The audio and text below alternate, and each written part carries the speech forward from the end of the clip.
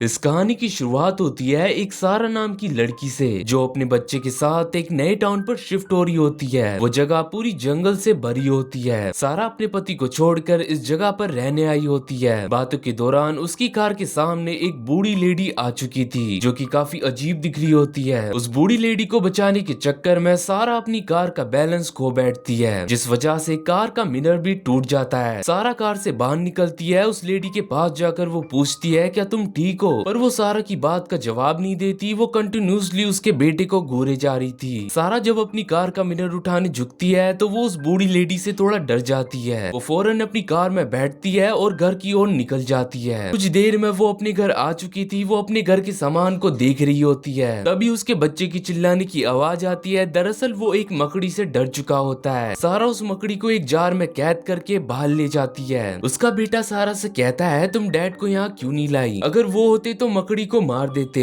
इसके बाद वो खुद ही मकड़ी को मारकर जंगल की ओर भाग जाता है। सारा भी उसे पकड़ने के लिए जंगल की तरफ दौड़ पड़ती है। अपने बच्चे को ढूंढते हुए वो जंगल के थोड़ा अंदर आ चुकी थी, जहाँ पर उसे एक विशाल गड्ढा मिलता है जो हद से ज्यादा बड़ा होता है। सारा उस गड्ढे को और करीब से देख पाती, तभी उसका बेटा सारा को आवाज लगाता है। रात के समय सारा अपने कुछ दोस्तों से मिलती है, जहाँ वो सभी डिनर पार्टी कर रहे होते हैं। बातों के दौरान ये उस बूढ़ी लेडी का भी जिक्र करते हैं जो सारा के बेटे को अजीब तरीके से देख रही होती है। उसकी दोस्त सारा को बताती है जिस टाउन में तुम रहते हो वहाँ एक बूढ़ी लेडी रहती है जिसने अपने बच्चे को ही मार दिया था। उसका बेटा उसकी दोस्त की क्लास में ही पढ़ता था, पर स्कूल वालों ने सख्त मना कर रखा था उस बूढ़ी लेडी को अपने बच्चे से मिलने से। पर एक दिन बूढ़ी लेडी स्कूल पे आ जाती है। वो अपने बेटे को ले जाने आई थी। उसी दिन से स्कूल वालों ने उस लड़के को निकाल दिया था। वो नहीं चाहते थे कि बूढ़ी लेडी उनके स्कूल के आसपास भी भटके। कुछ दिनों बाद खबर आती है कि बूढ़ी लेडी ने अपने बच्चे को मार दिया। इन बातों को सुनकर सारा डरने लगती है। उसे फिक्र होने लगती है अपने बच्चे को लेकर। जब सारा अपने कमरे में सो रही होती है तो उसे कुछ आवाजें सुनाई पड़ती है। वो चेक करने के लिए बाहर जाती है, जहाँ उसके बेटे का रूम खुला होता है। वो अपने घर में उसे चारों तरफ ढूंढती है, पर उसका कुछ भी पता नहीं चलता। सारा फौरन टॉर्च को उठाती है और बाहर भी उसे देखने जाती है। उसे लगता है कि कल की तरह उसका बेटा जंगल में चला गया। जंगल का कोना कोना देखने के बाद भी सारा को अपना बेटा मिलता नहीं। उसके पास कोई चारा नहीं बचता। वो घर जाकर रोते हुए पुलिस को फोन करने लगती है। तभी सारा को अपने पीछे कुछ आवाज आती है। उसका बेटा उसके पीछे ही मौजूद था, पर ऐसा लगता है वो सारा का बेटा है ही नहीं। अगली सुबह सारा अपने डॉक्टर के पास जाती है। वो मानसिक तौर पर थोड़ा बीमार होती है। उसका पति उसे बहुत अब्यूज करता था, जिससे सारा अभी तक उभरी नहीं होती। वो यहाँ से होकर अपने बेटे के स्कूल जाती है। उसे पिक कर वो घर की ओर जाने लगती है, पर रास्ते में उसे वही बूढ़ी लेडी मिलती है, पर उसके साथ उसका पति मौजूद होता है। तभी बूढ़ी लेडी फिर से उसके बेटे को गौर से देखने लगती है, पर इस बार वो जोर जोर से विंडो को पटकने लगती है। वो कहती है ये तुम्हारा बेटा नहीं है। वो लगातार ये सब कहने लगती है। उसका पति उसे पकड़ते हुए ले जाने लगता है। सारा इस हादसे से डर जाती है। उसके मन में काफी ख्याल आने लगते हैं। उस बूढ़ी लेडी को यहाँ के बारे में कुछ पता था, जिससे यहाँ के लोग अनजान थे। अगले दिन ही सारा बूढ़ी लेडी के घर निकल जाती है, पर वहाँ जाकर उसे पता चलता है बूढ़ी लेडी की मौत हो चुकी है। इससे सारा और ज्यादा डरने लगती है। उसके मन के सवाल बढ़ने लगते हैं। वो बूढ़ी लेडी के फ्यूनरल पर होकर उसके घर जाती है। वहाँ पर कई सारी चीजें अजीब होती है, जैसे कि सारे मिरर्स को ब्लैक कपड़े से ढका गया था। इसके बाद सारा उस बूढ़ी लेडी के पति से मिलती है, जहाँ सारा को कई सारी चीजें पता चलती है। वो बताता है उसकी वाइफ के अंदर खास किस्म की पावर थी। वो किसी भी इंसान को देखकर बता सकती थी उसके अंदर कोई शैतान है भी या नहीं। वो अपने बेटे का भी जिक्र करता है, कैसे उसके अंदर डीमन आ गया था। उसकी वाइफ हमेशा से कहती थी ये हमारा बेटा नहीं है, उसके अंदर कोई साया है। सारा पूछती है कि तुम्हारे बेटे की मौत कैसे हुई। वो बताता है मेरी कार से उसका एक्सीडेंट हो गया था। इन सारी बातों को सुनकर सारा कंफ्यूज होने लगती है, क्योंकि उसकी दोस्त ने उसे बताया होता है बूढ़ी लेडी ने उसे खुद मारा था। यहाँ से सारा अपने घर चली जाती है। वो अपने बेटे को देखती है जो अब काफी बदल चुका था। जिस खाने को खाने के लिए वो नखरे करता था, वो उस खाने को मजे से खा रहा होता है। अगली सुबह सारा रनिंग करते हुए उसी गड्ढे के पास जाती है जो जंगल में मौजूद था। वहाँ पर उसे एक टॉय मिलता है जो उसके बेटे का था। वो समझ जाती है उसका बेटा यहाँ पर आया होगा। इस बारे में वो अपने बेटे से बात करती है। उसके मना करने पर भी वो उस जगह पर गया था। आखिर क्यों? इन बातों को सुनकर उसे बहुत गुस्सा आता है। वो छोटा सा लड़का डाइनिंग टेबल को उठाकर सारा की तरफ घसीटता है। भला इस छोटी सी जान में इतनी पावर आई कैसे? इन बातों को सोचकर सारा डरने लगती है। पर हद तो तब पार हो जाती है जब सारा को रात में कुछ आवाजें आती है जो उसके बेटे के रूम से निकल रही थी, सारा दरवाजे के पास जाती है, नीचे झुककर अपने बेटे को देखने लगती है। उसकी बॉडी अजीब तरीके से रिएक्ट कर रही थी, वो मकड़ियों को खाने लगता है जिससे वो कभी डरता था। अगली सुबह सारा अपने बेटे को लेकर डॉक्टर के पास जाती है, पर डॉक्टर भी कुछ समझ नहीं पाता, वो उसे ठीक बता देता है। घर पहुंचकर सारा को उस बूढ़ी लेडी की बात याद आने लगती है। साया मान जाती है उसके बेटे के अंदर कोई शैतान है, ना कि उसका बेटा। अगले दिन सारा अपने बेटी के स्कूल जाती है। आज उसका एक फंक्शन होता है, वो सभी बच्चों के साथ मिलकर गाना गाने लगता है, पर सारा को ये सब ठीक नहीं लगता। उसे अपने बेटे की आवाज अलग लगने लगती है, बल्कि उसके चेहरे पर कोई इमोशन भी नहीं होते। वो जिंदा लाश की तरह वहाँ खड़ा था और सारा को ही घूरने लगता है। इससे सारा हद से ज्यादा डर जाती है, वो फंक्शन छोड़कर भागने लगती है, पर रास्ते में उसे टीचर मिलते हैं जिनके साथ उसका बेटा होता है। सारा अपने बेटे के रूम में एक कैमरा छुपा कर चली जाती है। कुछ देर बाद वो कैमरा की रिकॉर्डिंग को देखती है। अपने बेटे की इन हरकतों को देखकर वो शॉक हो जाती है। वो फौरन कैमरा को लेकर उस बूढ़ी लेडी के घर जाती है। वो अपनी परेशानी के बारे में उससे बात करती है। वो कैमरा को भी उसे दिखाना चाहती थी, पर वो साफ मना कर देता है, क्योंकि उसकी वाइफ ने उसे कुछ जरूरी बातें बताई होती है, जिसकी वजह से उसकी मौत भी हो सकती है। वो डरा होता है, वो नहीं चाहता कि उसके वाइफ और बेटे की तरह वो भी मर जाए, इसलिए वो कैमरे को ही तोड़ देता है। सारा उदास होकर अपने घर जाती है और उसके बेटे से उसका फेवरेट गेम खेलने को कहती है, पर वो मना करता है। सारा अब इसे और ज्यादा बर्दाश्त नहीं कर पाती। वो उस डीमन से कहती है वो उसका बेटा नहीं है, वो तो तुमसे काफी अलग था। इन बातों को सुनकर डीमन तो सारा को पकड़कर उसे मारने लगता है, जिससे सारा बेहोश हो चुकी थी। सारा की आंख गार्डन में खुलती है। वो डीमन उसे दफनाने के लिए एक गड्ढा खोदने लगता है। वो सारा को खींचते हुए उस गड्ढे में डालने वाला था, तभी वो बेहोश हो जाता है, क्योंकि सारा ने उसके खाने पे बेहोशी की दवाई मिला रखी थी। सारा को भी होश आ चुका था। वो डीमन को उठाकर बेसमेंट में ले जाती है और एक कांच के टुकड़े से उसका चेहरा देखने लगती है। इन डीमंस को कैमरे या शीशे से ही देखा जा सकता था। सारा उसका असली चेहरा देख लेती है, जो कि काफी भयानक था। तभी डीमन को होश आ चुका था। वो सारा को जख्मी करने की कोशिश करता है, पर सारा जैसे तैसे वहाँ से भाग जाती है। वो डीमन को उसी कमरे में लॉक करके जंगल की तरफ भाग जाती है। वो भागती हुई गड्ढे के पास आ चुकी थी। इस गड्ढे और डीमन का एक कनेक्शन होता है। सारा को यकीन था उसका बेटा इसी गड्ढे पे मौजूद है। वो गड्ढे के नीचे जाने लगती है। कुछ ही देर में उसकी पूरी बॉडी धंसने लगती है, मानो वो जमीन उसे निगल रही हो। सारा एक टनल पर आ चुकी थी जहाँ पर उसका बेटा मौजूद था। यहाँ पर कई सारे डीमन थे जो इंसानों को पकड़कर यहाँ पे लाते थे और उन्हीं का रूप लेकर उनके परिवार में शामिल हो जाते थे। इसी तरह वो धीरे धीरे करके इंसानों को खत्म कर रहे थे। उन बूढ़े कपल्स को पता चल चुका था उनके बेटे के अंदर डीमन है। इसी कारण उन दोनों ने अपने बेटे यानी डीमन को मार दिया, और सभी को यही लगता है उन दोनों ने अपने बेटे को मार दिया। उन्होंने डीमंस को तो मार दिया था, पर वो अपने बेटे को बचा नहीं पाए थे। सारा इस मुसीबत से निकलने का रास्ता ढूंढ रही होती है। वो अपने बेटे को लेकर इस जगह को पार करने लगती है। वो लगभग इस गड्ढे को पार करने ही वाली थी, तभी एक डीमन सारा के हाथ को पकड़ लेता है। वो धीरे धीरे उसका आकार लेने लगता है, पर सारा उसके हाथ पर वार करने लगती है, जिससे डीमन उसके हाथ को छोड़ देता है। सारा उस गड्ढे के बाहर आ चुकी थी। वो अपने घर की तरफ रवाना होती है। वो इस जगह को हमेशा के लिए छोड़ने वाली थी, पर उसकी कार की चाबी घर में होती है जहाँ पर डीमन भी मौजूद था।